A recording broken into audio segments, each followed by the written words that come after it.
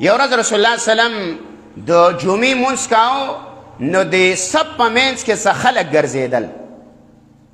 نو د الله پیغمبر غږ وکړو په خطبه کې یوه جمله وویله، ویل اجلسو، وی کینئ.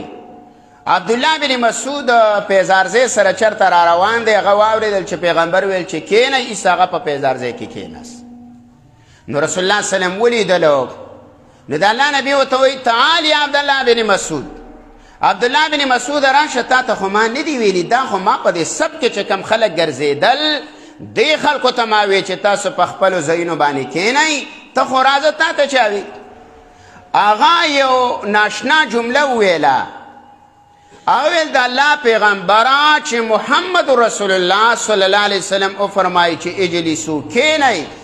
او بیا به د خپلې مور نوم یې یاد کو، ویل د پلانۍ زوی به پکې به سوچ کیا چې دا ما ته ویلی دی او که نه بل ته ویلی دي. دا سوچونه د پیغمبر په خبرو کې وی نشته دی. د الله پیغمبر ته دا جمله خوښه شوله او د الله پیغمبر دله په ایوارډ کې په انعام کې یو څو جملې صحابه ورته وویلي.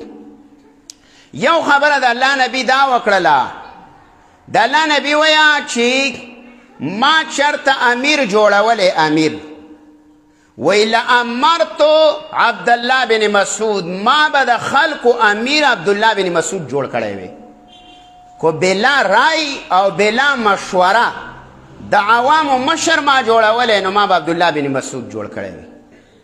او دوی مې ورته دا خبره وکړله، وی رضیتو لامتی ما رضیت له ابن ام عبد، زه خپل امت له هر هغه عمل خوښوم کم چې ول عبدالله بن مسعود خوښوي.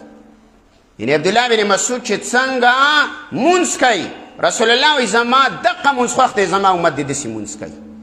عبدالله بن مسعود چې څنګه جنازه کوي، زما دقه جنازه خوښه ده، زما امت دې داسې کوي. عبدالله بن مسعود چې څنګه حج کوي، زما دقه حج خوښ چې د الله نبي وایي دقه رنګې حج دې زما امت کوي.